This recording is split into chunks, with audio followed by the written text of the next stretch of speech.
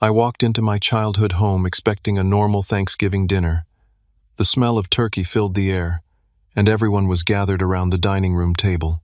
My sister Emma and her husband Brad were discussing their need for $40,000 to renovate their kitchen. When I mentioned needing help with my apartment security deposit, my mother Patricia turned to me with cold eyes. "Carter, you need to understand something. Your sister's family will always come first in our priorities. You are always last." My father Robert nodded in agreement. "That's just how it is, son." The words hit me like a physical blow. I sat there stunned, fork halfway to my mouth, as the weight of what my mother had just said sank in. But as the shock wore off, something else took its place. A terrible clarity. This wasn't news. This was just the first time anyone had said it out loud. I set down my fork and looked around the table. Emma was cutting her turkey into perfect little squares, the way she'd done since childhood. Brad was scrolling through his phone, probably looking at kitchen renovation photos. My parents were already moving on to other topics, as if they hadn't just delivered a devastating blow to their own son. The memories came flooding back, each one sharper than the last. When Emma turned 16, our parents surprised her with a brand new Honda Civic, metallic blue with that new car smell. I remember watching from my bedroom window as they presented her with the keys, all three of them laughing and hugging in the driveway. When I turned 16 6 months later, I got a cake and a card that said, "Happy birthday, son." No car, no explanation, just the unspoken understanding that Emma's milestones mattered more. College was even worse. Northwestern University, $52,000 per year, and our parents paid every penny without blinking. They drove up to Evanston for move-in day with a rented truck full of furniture for Emma's dorm room. A mini refrigerator, a matching bedding set, a desktop computer, and enough clothes to stock a small boutique. I was working 3 jobs that summer, saving every dollar I could for community college tuition. When I asked about help with school costs, Dad pulled me aside and explained that they'd already stretched themselves thin with Emma's education. "You understand, right, Carter? Emma's always been the academic one. This is her shot." I understood, all right. I understood that I was on my own. So I worked. Nights at a local warehouse, weekends at a grocery store, and any spare hours I could find doing lawn care around the neighborhood. I put myself through 2 years of community college, then transferred to the state university on a partial academic scholarship I'd earned through sheer determination. My parents didn't attend my community college graduation because Emma was having a baby shower that same weekend. They chose pastel decorations and gift bags over their son's achievement. Emma's wedding was a $68,000 affair, 300 guests, an open bar, and a 7-piece band. The reception hall looked like something from a magazine, with crystal chandeliers and centerpieces that cost more than I made in a month. I was expected to wear a rented tuxedo and smile for photos while my parents beamed with pride about their daughter's fairy tale day. When I graduated from the state university 2 years later with my degree in computer science, Emma was pregnant with her second child. My parents attended her baby shower instead of my graduation ceremony. I walked across that stage and looked out into the audience, searching for familiar faces in the crowd. Nothing. I called them that evening to share my excitement about landing my first real job. "That's nice, sweetie," Mom said. "But I can't talk long. Emma's having contractions, and we need to be ready to drive to the hospital." The house down payment was the final insult. $15,000, handed over without hesitation to help Emma and Brad secure their first home, a modest 3-bedroom ranch in a decent neighborhood. When I asked about borrowing $500 for textbooks the following semester, Dad frowned and said money was tight. "You're young and single, Carter. You can figure it out. Emma has a family to think about, and the babysitting." Every Friday and Saturday night, my parents would drive 30 minutes across town to watch Emma's kids so she and Brad could have date nights. They never charged a babysitting fee, never complained about the inconvenience, never mentioned how it cut into their own social plans. When I asked if they could watch my apartment while I went on a weekend camping trip with friends, Mom sighed like I'd asked her to donate a kidney. "We're not getting any younger, Carter. We can't be running all over creation." The pattern was so clear now, so undeniable. Every family gathering centered around Emma's latest crisis or achievement. Her promotion at the yoga studio, where she taught part-time classes, her children's piano recitals and soccer games, her struggles with potty training and homework help. I could share news about my job performance, my relationships, my goals and dreams, and the conversation would somehow circle back to Emma within minutes. "That's great about your promotion, Carter," Mom would say. "Speaking of work, Emma's been thinking about going back to nursing school. Maybe you could help her research programs? Even small things. Car insurance. I'd been paying my own since I turned 18, scraping together money every month for coverage on my used Honda that I'd bought with warehouse wages." Emma was 32 years old, and our parents still paid her car insurance. When I mentioned this once, Dad shrugged and said Emma had more expenses to worry about. I sat there at that Thanksgiving table, watching my family chat about Emma's kitchen renovation plans, and felt something shift inside me. The hurt was still there, sharp and familiar, but underneath it was something new, something that felt almost like relief. They'd finally said it out loud. The truth that had shaped every family interaction for the past 28 years. Emma comes first. Carter comes last. Always. I excused myself to use the bathroom, walked down the familiar hallway lined with family photos. Emma's school pictures from kindergarten through college graduation. Emma's wedding photos. Emma's children's baby pictures and school portraits. I counted exactly 3 photos of myself among the dozens covering the walls. Standing in that bathroom, looking at my reflection in the same mirror I'd used as a kid, I made a decision that would change everything. If I was going to be last in their priorities, I was going to be first in my own. The transformation didn't happen overnight, but it happened completely. Over the next 18 months, I quietly restructured my entire life around a simple principle. If my family wasn't going to invest in me, I would invest in myself with laser focus. My career had been progressing better than anyone in my family realized. The computer science degree they'd barely acknowledged had landed me a position at a growing tech startup downtown. While they assumed I was struggling to make ends meet, I'd actually been promoted twice. My salary had jumped from $45,000 to $98,000 after I led a successful project that streamlined our client database system. But here's the thing nobody knew. I'd been living like I was still making $45,000. Same modest apartment, same 10-year-old Honda, same careful budgeting that I'd learned from years of financial necessity. The difference was that now, instead of every extra dollar going toward survival, it was going toward building something bigger. I opened investment accounts at 3 different firms, spreading my money across index funds, growth stocks, and a small cryptocurrency portfolio.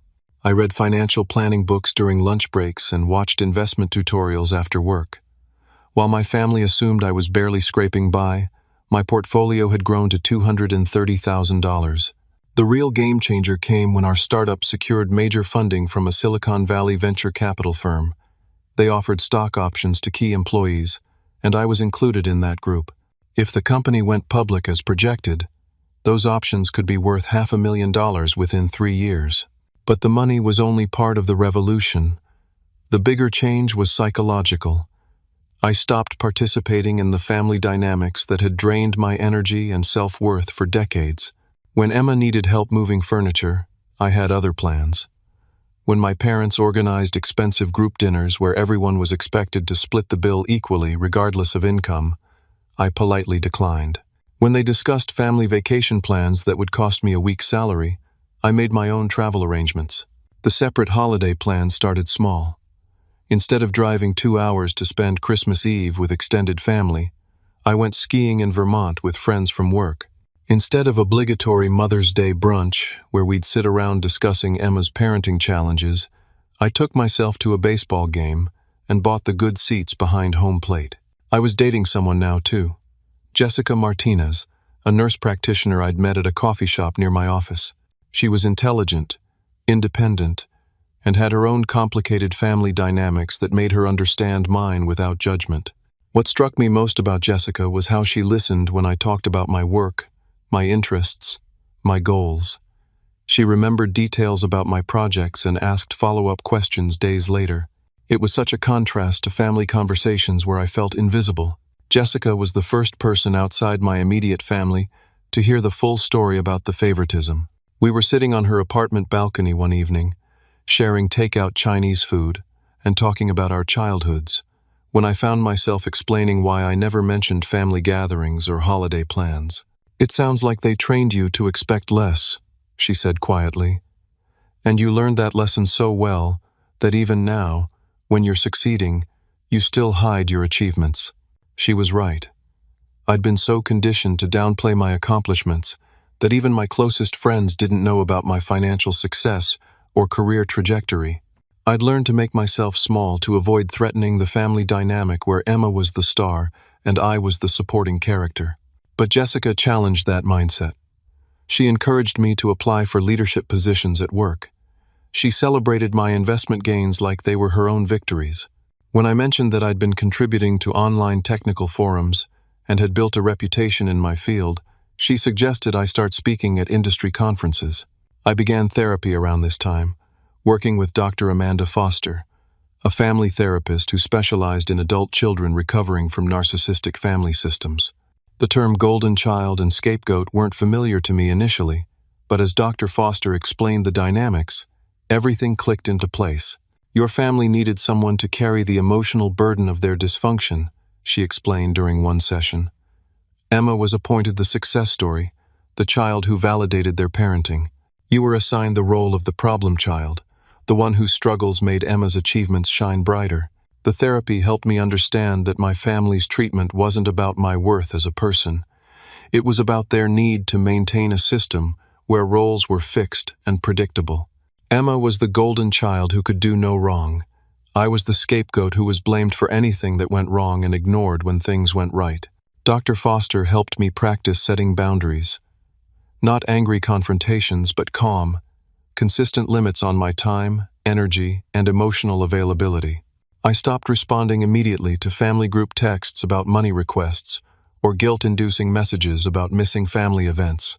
I developed standard phrases that I could use to deflect manipulation. "I'll think about it and get back to you. That doesn't work for my schedule. I have other commitments that day." The most important boundary was financial. I stopped participating in the expectation that I would contribute to family expenses while receiving nothing in return. No more group gifts where I paid my share for presents I had no input on choosing. No more emergency loans that were never repaid. No more splitting restaurant bills when Emma and Brad ordered expensive steaks while I had a salad. My friend Marcus Chen from work noticed the change in my confidence and demeanor. "You seem different lately," he said one Friday afternoon as we were wrapping up a project, "more focused. Like you figured something out." He was right. I had figured something out. I'd learned that family loyalty doesn't require self-sacrifice. Love doesn't mean accepting poor treatment. And success doesn't have to be hidden to make other people comfortable. The test of my new boundaries came sooner than expected. On a Wednesday evening in March, my phone rang. Emma's name flashed on the screen. She only called when she needed something, so I almost didn't answer. But curiosity won out. "Carter," she said, and her voice was shaking. "I need to talk to you. Something terrible has happened, and I don't know what we're going to do." Emma was sobbing so hard I could barely understand her words. Between the tears and broken sentences, a story emerged that was worse than anything I could have imagined. The perfect life that my family had spent years prioritizing and protecting was built on lies, fraud, and financial crimes. Brad's real estate career had been struggling for months. In a competitive market where established agents dominated, he'd been desperate to close deals and build his reputation. The pressure to maintain their lifestyle, combined with Emma's expectations and my parents' constant praise for his entrepreneurial spirit, had driven him to make increasingly dangerous choices. He'd been falsifying mortgage applications, income statements, employment verification letters, credit reports. He'd created an elaborate system of fake documents to help clients who couldn't qualify for loans secure mortgages they couldn't afford. The commission checks had been substantial, and for a while, it seemed like Brad had found his groove in the real estate world. But mortgage fraud is a federal crime, and the investigation had been building for months.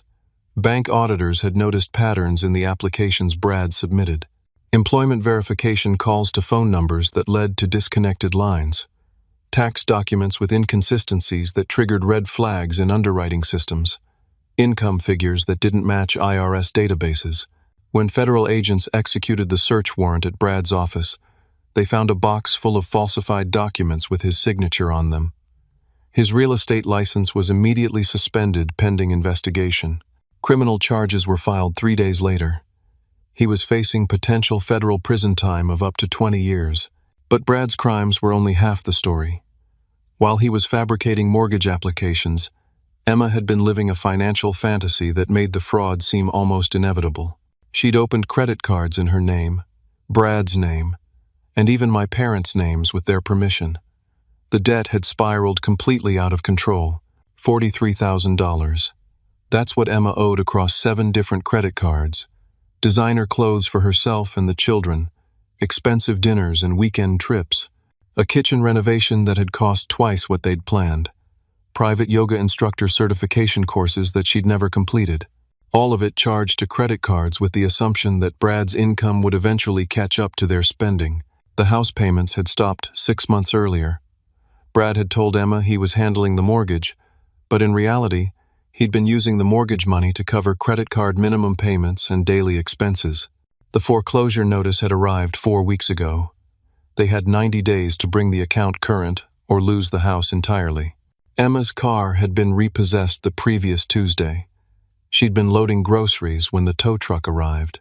The children were in the back seat, and she'd had to call a neighbor to come get them while she watched her Honda Pilot get hooked up and driven away. The humiliation had been crushing, but worse than the embarrassment was the practical reality.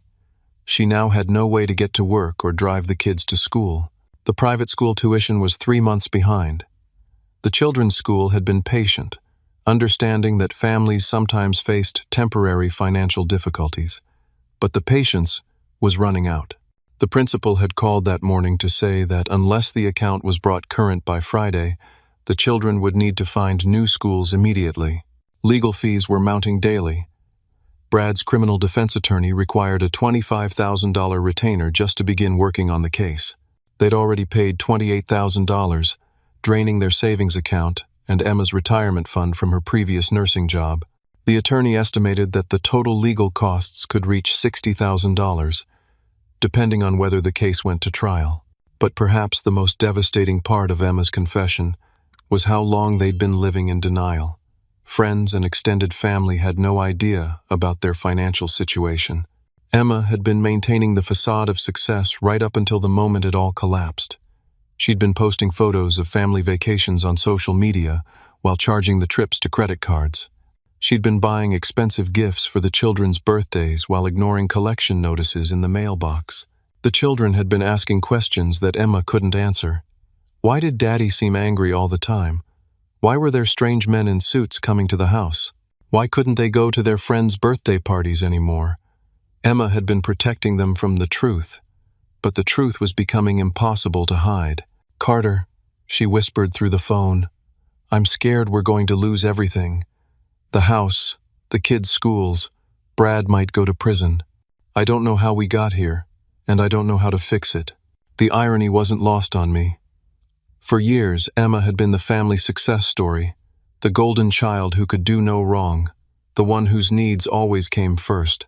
And now, the lifestyle that my parents had enabled and celebrated had led to financial ruin and potential federal crimes. As Emma continued crying, explaining how their credit scores were destroyed and they couldn't qualify for any loans or rental agreements, I realized something profound was happening. The family dynamic that had positioned me as the failure and Emma as the success had just completely inverted. The responsible, steady financial habits I'd learned from being ignored and overlooked had made me stable and secure. The entitled, impulsive spending that had been celebrated as Emma living her best life had led to disaster. "Have you told Mom and Dad about all of this?" I asked. "Some of it," Emma admitted, "but not everything. They're already panicking about what they can do to help, and their retirement savings can't cover something this big. Brad's parents said they won't help because he defaulted on loans from them before. Carter, You're the only one who might be able to help us." And there it was. The phone call I'd been unconsciously preparing for my entire adult life. The moment when the family that had always put me last would finally need me first. The question was what I would choose to do with that power. "I need time to think about this, Emma," I said. "This is a lot to process." "How much time?" she asked urgently.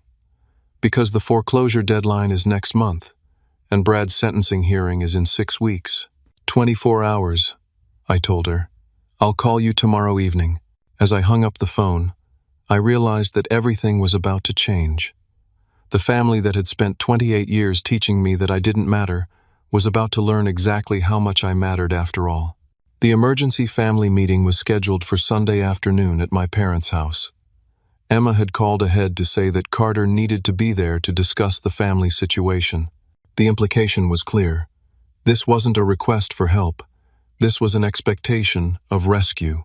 I arrived to find Emma sitting on the living room couch with tissues in her lap, her eyes red from crying. Brad sat beside her, staring at his hands with the defeated expression of someone whose lies had finally caught up with him. My parents were in their matching recliners, looking older and more stressed than I'd seen them in years. The coffee table was covered with financial documents, bank statements, credit card bills, legal papers, foreclosure notices. A calculator sat next to a yellow legal pad covered with my father's handwriting, numbers and calculations that told the story of a family in financial freefall. "Carter," my mother said, as soon as I sat down, "we need to talk about how you're going to help your sister through this crisis. Not if I was going to help, how I was going to help." The assumption of my compliance was built into the very structure of the conversation. My father cleared his throat and picked up the legal pad.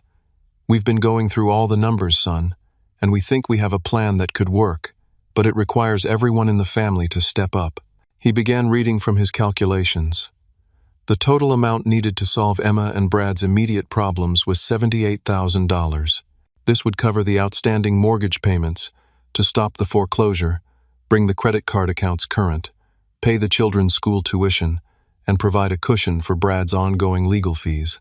"Now, your mother and I can contribute $30,000 from our retirement savings," Dad continued. "We know that's a sacrifice for us, but family comes first. Emma and Brad will need to sell some possessions and take out a loan against Brad's truck, which should bring in another $15,000. That leaves $33,000 that we need to cover." He looked at me directly. "We figure if you liquidate your savings account and take out some loans, you should be able to handle that amount." The casual way he said liquidate your savings account was breathtaking. They had no idea how much money I had saved, no knowledge of my investments or income, no understanding of my financial situation, but they assumed I would simply drain whatever resources I had to solve Emma's problems. "We've also been thinking," my mother added, "that it would make sense for you to move back home for a while. You could save money on rent and use that savings to help cover the ongoing expenses while Brad gets back on his feet." Emma nodded enthusiastically. "Carter, it would be such a relief to know that you were helping coordinate everything. You could co-sign for a new apartment lease since our credit is destroyed. Maybe help us find a financial planner to get back on track." The plan they were proposing wasn't just financial assistance. It was a complete restructuring of my life around Emma's crisis. I would become the family's financial manager, responsible for digging them out of a hole created by years of entitlement and poor choices. "I need you to understand something, Carter," my mother said, her voice taking on a sharp edge. "This is not optional. Family takes care of family. Period. This is what we do for each other." My father's tone was equally firm. "If you don't step up now, if you leave your sister hanging when she needs you most, then you're not really part of this family. You need to decide what's more important, your money or your family." The emotional manipulation was staggering. They were framing my potential refusal to bankrupt myself as a betrayal of family loyalty, as if my reluctance to solve problems I didn't create was evidence that I didn't love them. Emma leaned forward, her eyes filling with tears again. "Carter, the kids have been asking about you. They want to know why Uncle Carter doesn't come around as much anymore. How am I supposed to explain that their uncle doesn't love them enough to help when they're in trouble?" Brad finally spoke, his voice quiet but entitled. "Look, I know I made mistakes, but we're family, right? Families forgive each other and move forward together." The assumption underlying every word was that my resources were their resources, that my financial stability was simply a tool to be used for Emma's benefit, that my years of careful planning and responsible choices existed for the sole purpose of bailing them out when their irresponsible choices caught up with them. "We've already told your Aunt Linda and Uncle Frank that you're handling the financial side of this situation," my mother continued. "They were so impressed with how responsible and successful you've become. Everyone's counting on you, Carter." They'd already promised my help without asking my permission. They'd committed my money and my time to solving Emma's problems before even discussing it with me. The arrogance was stunning. "And just so we're clear," my father added, consulting his legal pad again, "we're not talking about a gift here. Emma and Brad will pay you back once Brad gets his real estate license reinstated and finds steady work again. This is a family loan to help them get through a rough patch. A family loan. As if Brad's history of defaulting on loans from his own parents wasn't a clear indicator of how likely repayment would be. As if Emma's pattern of spending beyond her means suggested that future fiscal responsibility was probable. "We need an answer today, Carter," my mother said. "The foreclosure deadline doesn't care about our family discussions. The school needs tuition payment by Friday. Brad's attorney needs his retainer by next week. This can't wait." The pressure was overwhelming. 28 years of conditioning told me to comply, to sacrifice, to put Emma's needs before my own. Every family gathering where I'd been made to feel selfish for wanting equal treatment, every holiday where my achievements were overlooked in favor of Emma's latest drama, every conversation where my financial struggles had been dismissed, while Emma's financial wants were treated as emergencies. But something had changed in me over the past 18 months. The therapy sessions with Dr. Foster, the relationship with Jessica that showed me what mutual respect looked like, the financial security I'd built through my own efforts, the boundaries I'd learned to set and maintain. "I need 24 hours to figure out the logistics," I said carefully. "This is a big financial commitment, and I need to review my accounts and see what's possible." The relief on their faces was immediate and obvious. They heard my request for time as agreement to their plan. Emma reached over and squeezed my hand. "Thank you, Carter. I knew you wouldn't abandon us." My father nodded approvingly. "That's the responsible approach, son. Take the time you need to work out the details." My mother was already mentally spending the money. "Once this gets resolved, we can start planning for Christmas like normal. Maybe Emma and Brad could host this year, once they're back on their feet." As I drove home that evening, I realized that my family had just made a crucial mistake. They'd revealed exactly how little they thought of me, how completely they took my compliance for granted, and how deeply they misunderstood the person I'd become. They were about to learn that the quiet, responsible Carter who'd been overlooked for decades was also strong enough to say no. More importantly, they were about to discover that the financial resources they assumed they could access belonged to someone who'd learned the hard way that respect isn't given freely. It has to be earned. I asked Jessica to come with me to the follow-up meeting. If my family was going to learn who I really was, I wanted someone there who actually knew me. Someone who could witness what was about to happen and help me stay centered when the emotional manipulation started. We arrived at my parents' house Monday evening to find the same scene as the day before. Documents spread across the coffee table, my parents in their recliners, Emma and Brad on the couch looking expectant.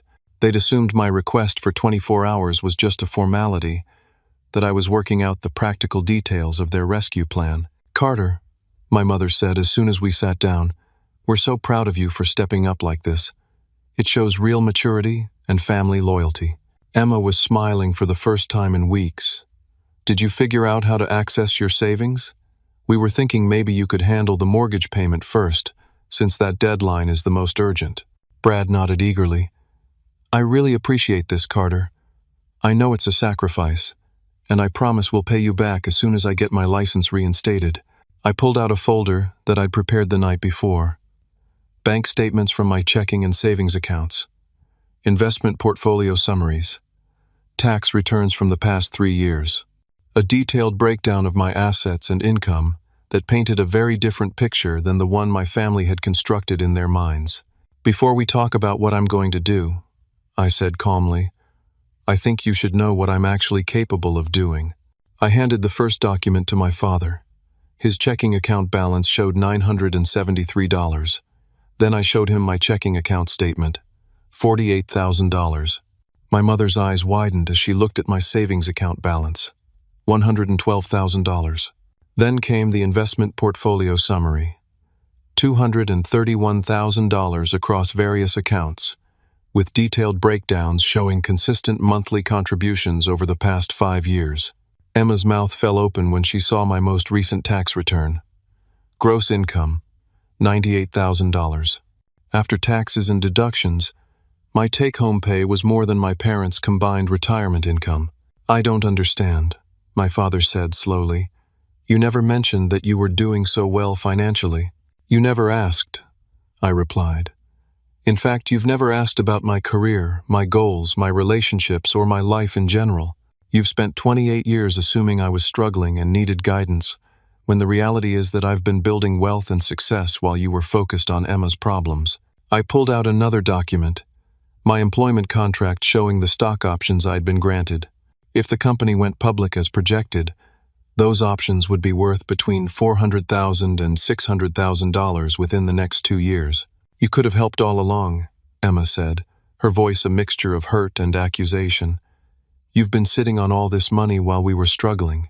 I've been building financial security while you were making choices that led to criminal fraud and massive debt," I corrected. "There's a difference between struggling and creating problems through poor decisions." Jessica spoke up for the first time. "I've been dating Carter for 8 months, and I've watched your family treat him like he was invisible. You've never once asked about his work promotions, his investment success, or his future plans. But you immediately assumed he'd liquidate everything to solve problems he didn't create." My mother's face flushed red. "That's not fair.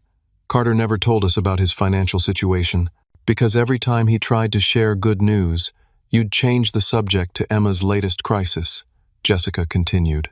"I've heard him try to tell you about his achievements, and I've watched you dismiss them or ignore them completely." I pulled out my phone and showed them photos from the Hawaii vacation Jessica and I had taken 3 months earlier. 5 days in Maui, staying at a resort that cost more per night than their monthly car payments. They had no idea I'd even left the country. "I've been living a completely separate life from this family because there was no room for me in the life you've constructed around Emma's needs," I said. "I have a successful career, a healthy relationship, financial security, and personal goals that extend far beyond managing family crises." Brad looked confused and slightly angry. "If you have all this money, why wouldn't you just help us out? We're family. Because having resources doesn't create an obligation to rescue people from the consequences of their choices," I said.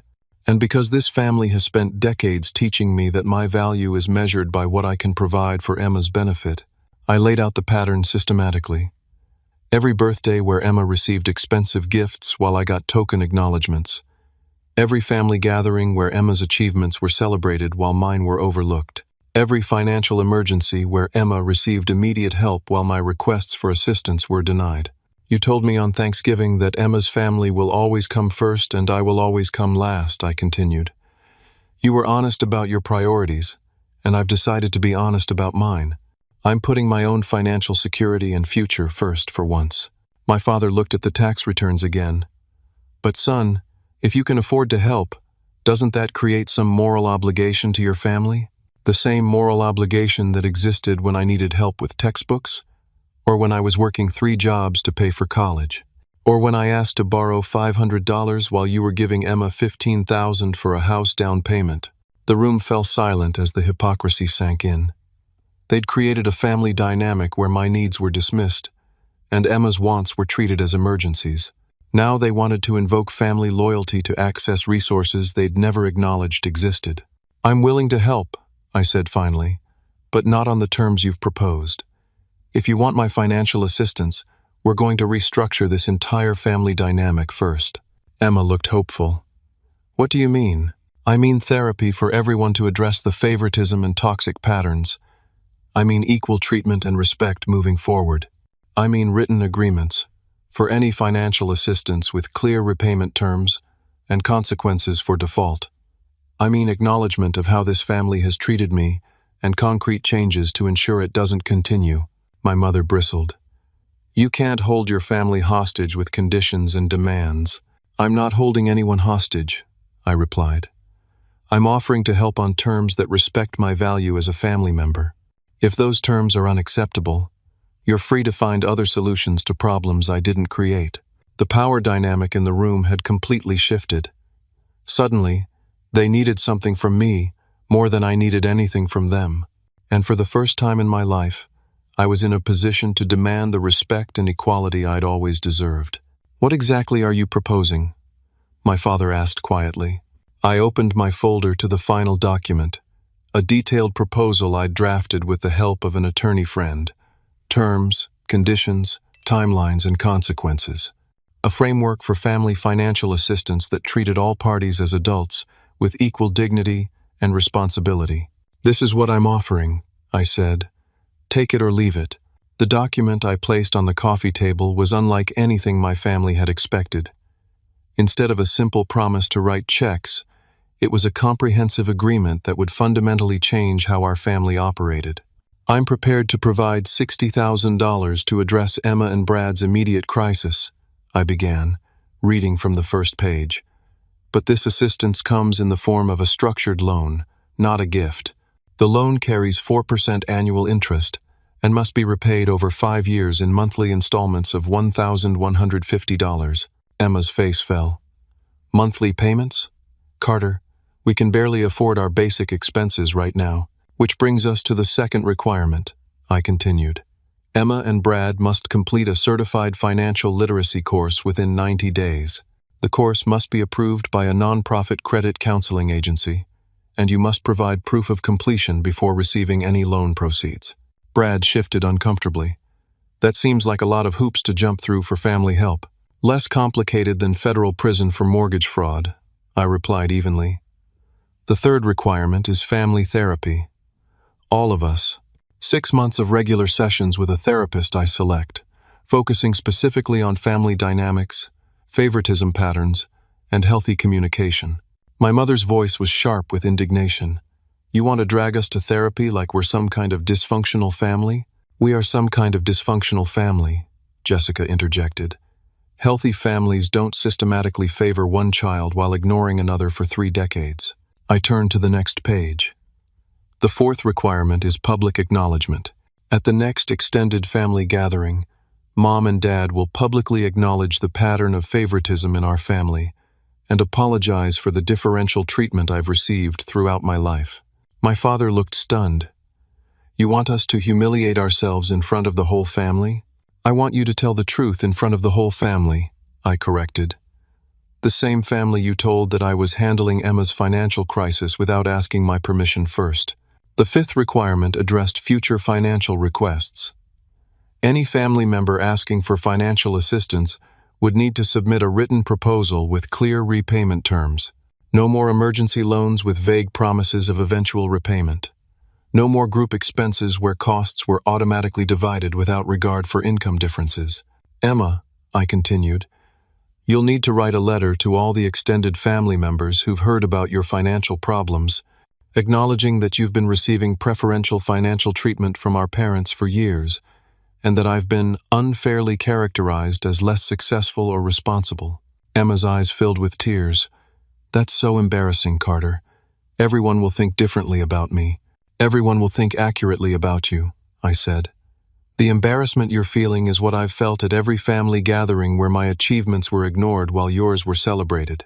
The sixth requirement was about Brad's employment.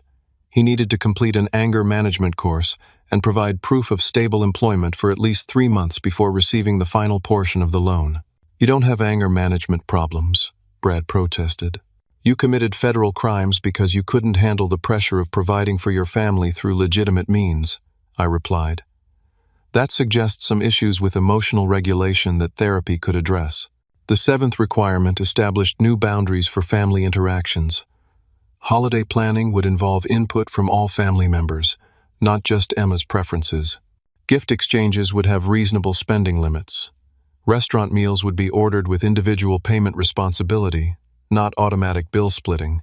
And Jessica, I added, looking at my girlfriend, will be treated as a full family member, included in planning discussions, holiday invitations, and family communications.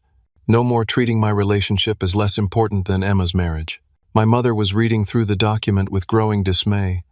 This feels like you're punishing us for trying to help Emma through a difficult time. This feels like me demanding the respect and equality I should have received my entire life, I countered. The fact that basic fairness feels like punishment shows how skewed this family's perspective has become. The eighth requirement was perhaps the most important: ongoing accountability.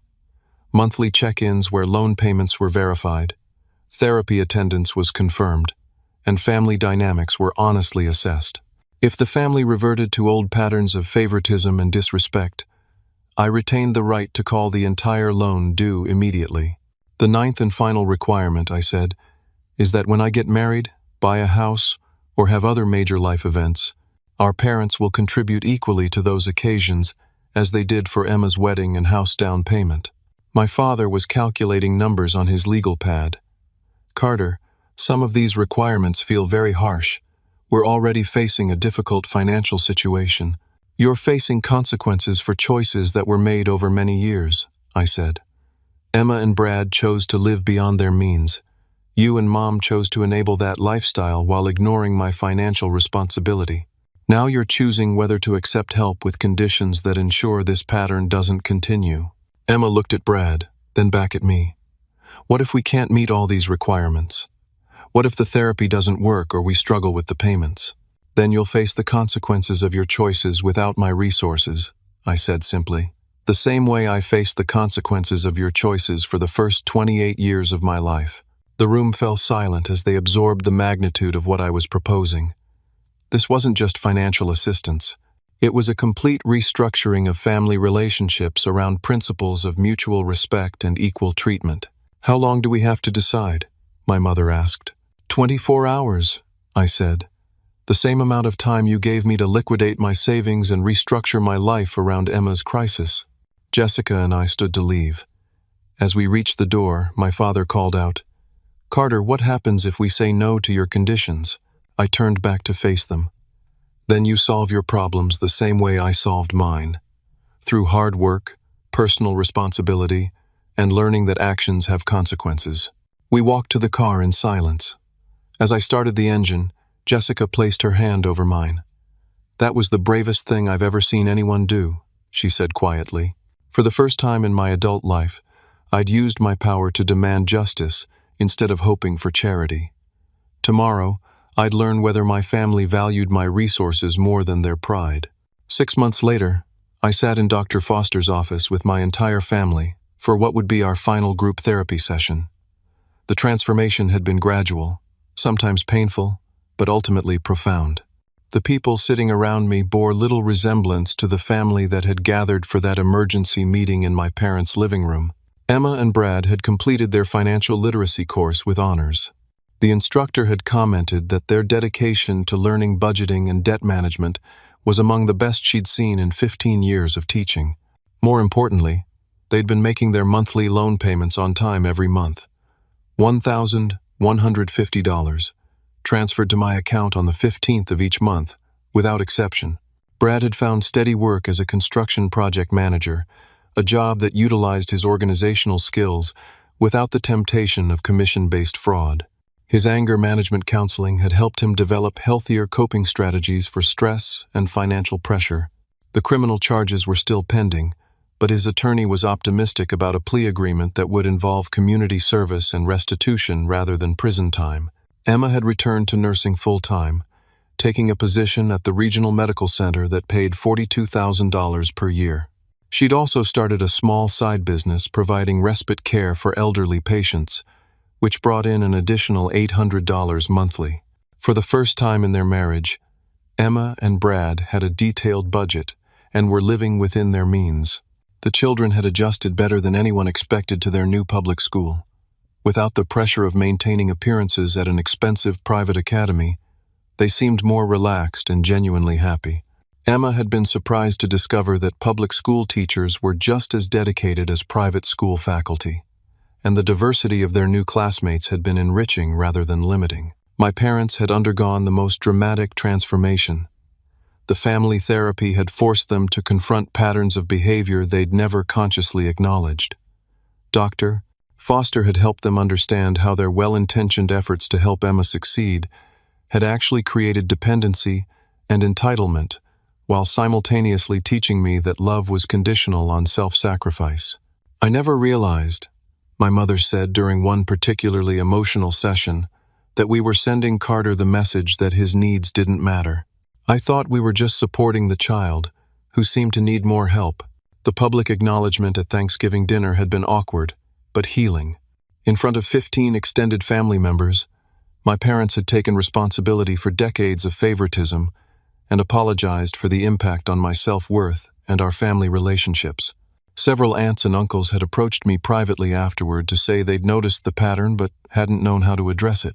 The monthly family dinners had become genuinely enjoyable rather than obligatory. Conversations now included updates about my work projects, investment strategies, and relationship with Jessica. When I announced my promotion to senior software engineer, my parents celebrated with the same enthusiasm they'd shown for Emma's achievements. When I shared news about our startup's successful funding round, my father asked thoughtful questions about equity distribution and growth projections. Jessica had been welcomed into the family with warmth that felt authentic rather than forced. She participated in holiday planning, contributed ideas for family activities, and developed a particularly close relationship with my mother around their shared interest in gardening. My parents had even asked Jessica about her family traditions and incorporated some of her suggestions into our celebrations. The most significant change was in my relationship with Emma. The therapy had helped her understand how her acceptance of preferential treatment had damaged our sibling bond. She'd written heartfelt letters to extended family members, taking responsibility for the financial crisis and acknowledging the support system she'd taken for granted. "I realize now that I never really knew you," Emma had said during one of our individual conversations. "I knew the version of Carter who existed to solve my problems, but I never bothered to learn about your dreams, your achievements, your struggles that weren't related to helping me." Dr. Foster had explained that healthy families celebrate each member's successes and support each other through challenges without creating hierarchies of worth.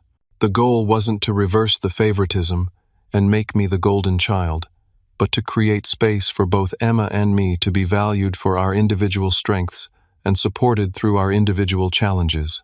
The financial boundaries had become second nature to our family interactions.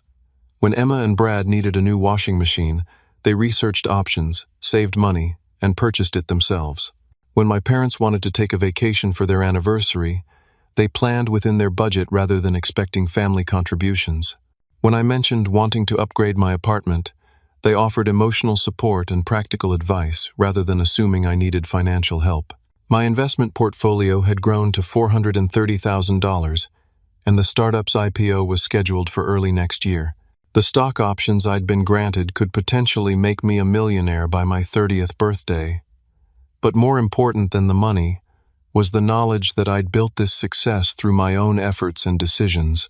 Jessica and I had gotten engaged 3 months earlier. True to the agreement, my parents had offered to contribute $15,000 toward our wedding, the same amount they'd spent on Emma's.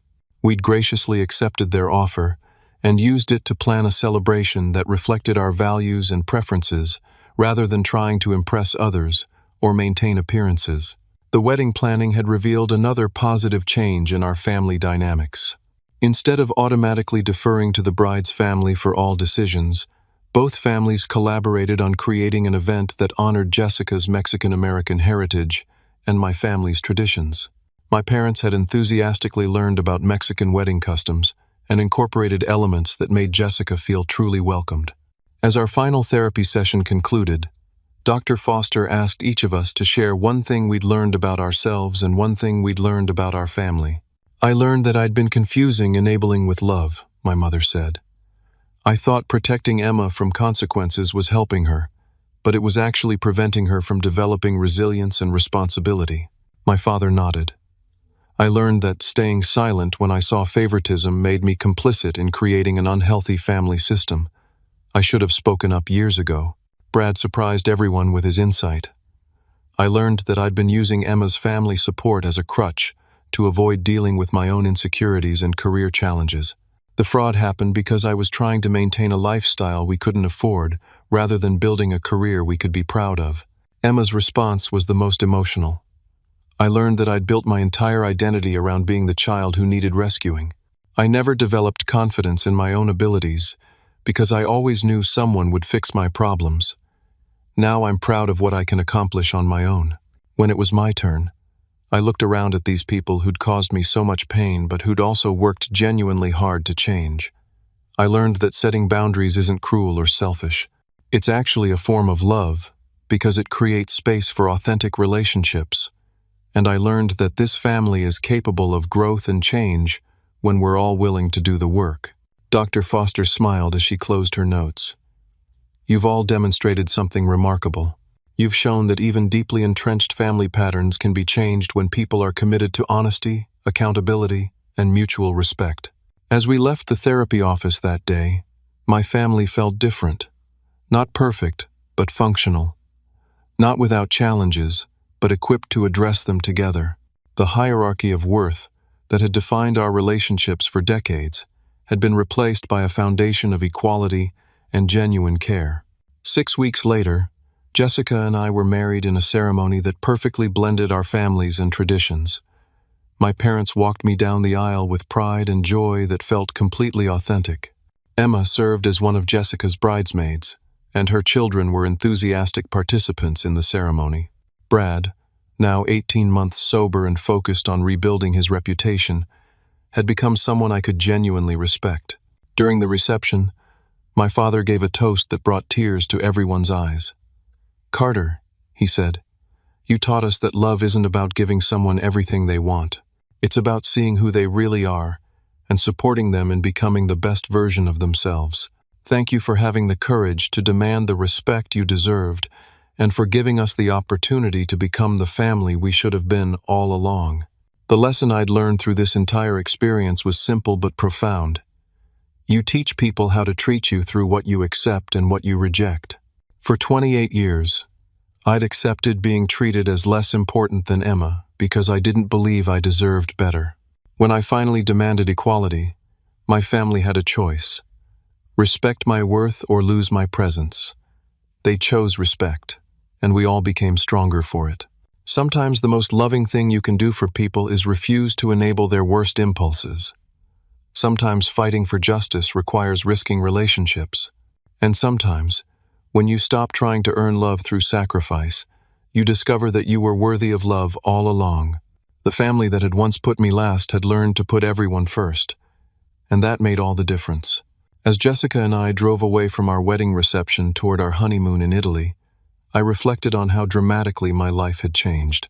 The startup had gone public 2 months earlier, and my stock options were now worth $800,000. But the real wealth wasn't in my investment portfolio. It was in the relationships I'd fought to heal, the boundaries I'd learned to maintain, and the family I'd helped transform through courage and love. Have you ever found yourself in a family situation where you felt overlooked or undervalued?